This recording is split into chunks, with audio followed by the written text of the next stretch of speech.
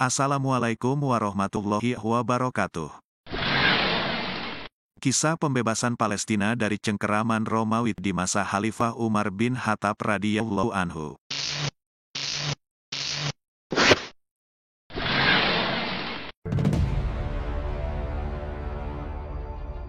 Kala itu, Palestina dan Yerusalem, sebuah kota sejarah dan berperadaban tinggi, masuk dalam wilayah Syam.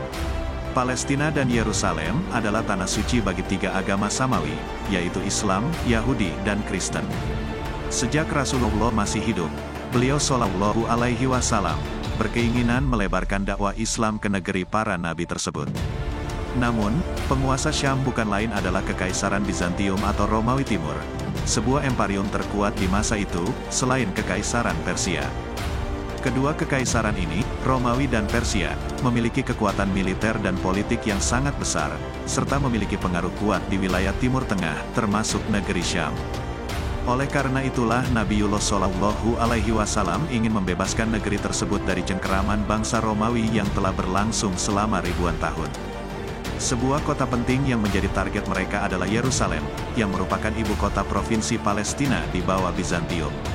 Kota ini dikenal dengan nama Aelia Capitolina oleh Bizantium, dan Al-Quds oleh Muslim. Dalam misi pembebasan Palestina dan Yerusalem dari cengkeraman Romawi, Nabiullah sempat memimpin 30.000 pasukan menuju Tabuk untuk berjihad melawan Bizantium. Itulah upaya pertama Muslimin untuk membebaskan Yerusalem.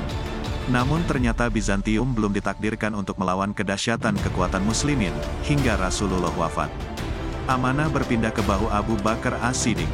Namun masa pemerintahan Abu Bakar sangat singkat hingga tak sempat melanjutkan perjuangan membebaskan Syam. Barulah di era Umar bin Khattab, Muslimin kembali membentuk pasukan yang gagah berani dan siap mati syahid melawan Bizantium. Pemimpin pasukan tersebut pun tak main-main, yakni dua sahabat Rasulullah yang tangguh dan ahli dalam strategi perang, Khalid bin Walid dan Amr bin As. Perang Yarmuk pun meletus dengan kemenangan di tangan Muslimin. Sebagian wilayah Syam, yakni kota-kota di wilayah Suriah, berhasil dibebaskan pasukan Mujahid. Tak lama kemudian, pasukan pun tiba di balik benteng dan tembok Yerusalem. Mereka mengepung kota suci ketiga setelah Makkah dan Madinah itu. Pengepungan ini berlangsung selama beberapa bulan, namun tidak sampai terjadi pertumpahan darah. Saat itu, sosok yang bertanggung jawab atas Yerusalem adalah wakil pemerintah Bizantium, Uskup Patriark Sophronius dan pemimpin gereja Kristen. Uskup Sophronius disebut-sebut menolak menyerahkan Yerusalem meskipun banyak pasukan Muslim yang mengepung kota itu. Ia hanya bersedia untuk menyerahkan Yerusalem jika Umar bin Khattab datang dan menyerahkan kota itu kepada Umar bin Khattab sendiri. Oleh karena itu, Umar bin Khattab pun meninggalkan Madinah dan melakukan perjalanan ke Yerusalem untuk menerima penyerahan kota itu secara langsung. Setibanya di Yerusalem, Umar bin Khattab langsung disambut Uskup Sophronius dan diajak berkeliling kota, termasuk gereja makam suci. Ketika waktu salat tiba, Uskup Sophronius mengajak Umar bin Khattab untuk salat di dalam gereja. Namun, pemimpin Islam tersebut menolak. Ia khawatir umat Islam akan mengubah gereja tersebut menjadi masjid di kemudian hari karena Umar pernah salat di dalamnya. Sebagai gantinya, Umar bin Khattab akhirnya salat di luar gereja, yakni lokasi yang berada di sisi selatan kompleks Al-Aqsa. Kelak, sebidang tanah lapang lokasi Umar salat saat itu dibangun sebuah masjid yang diberi nama Masjid Umar bin Khattab. Masjid tersebut masih berdiri hingga kini. Sang Khalifah juga menuju sisa-sisa bangunan Haikal Sulaiman yang mana menjadi lokasi Baitul Maqdis, kiblat pertama umat Islam dan tempat persinggahan Rasulullah saat Isra Miraj.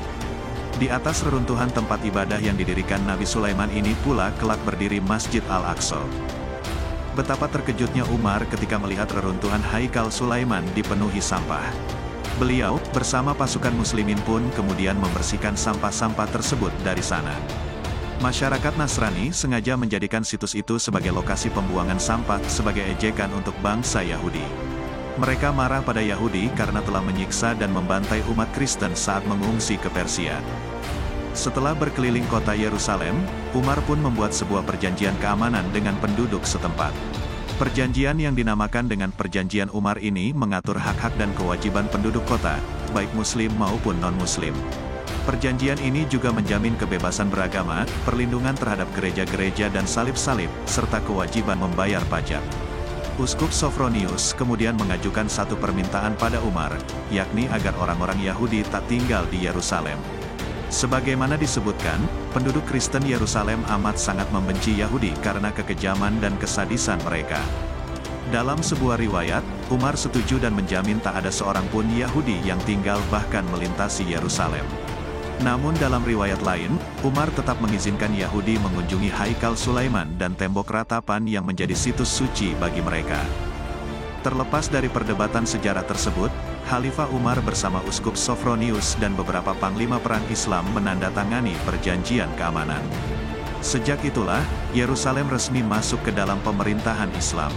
Kota Yerusalem dibangun kembali menjadi kota suci dan bersejarah yang sangat indah. Penduduk Muslim dan non-Muslim hidup berdampingan dengan aman. Tak boleh ada yang saling mengganggu dalam urusan beragama. Inilah era kedamaian untuk pertama kalinya dirasakan Yerusalem selain saat era kejayaan Raja Talut, Nabi Daud dan Nabi Sulaiman di era kuno. Karena sepanjang sejarah kota itu berdiri, setiap pemerintahan yang berkuasa akan memaksakan peradaban mereka, baik Assyria, Babilonia, Persia kuno, Makedonia atau Yunani, Sulukia, hingga Romawi Timur atau Bizantium. Kedamaian yang dibawa Umar bin Khattab tersebut sempat goyah ketika pasukan salib berhasil menguasai Yerusalem di abad ke-9. Namun Salahuddin al-Ayyubi berhasil merebut Yerusalem kembali dan menciptakan kembali kehidupan damai di sana. Kedamaian berlangsung hingga kekhalifahan Islam terakhir Turki Utsmani runtuh dan seluruh wilayah Syam jatuh ke tangan Inggris pada abad ke-18. Kedamaian lenyap bersama dengan migrasi bangsa Yahudi ke tanah Yerusalem. Mereka terus menyiksa dan menekan penduduk setempat baik Muslimin maupun Kristiani, menghancurkan situs-situs suci, dan terus mendesak untuk menguasai seluruh Yerusalem hingga kini.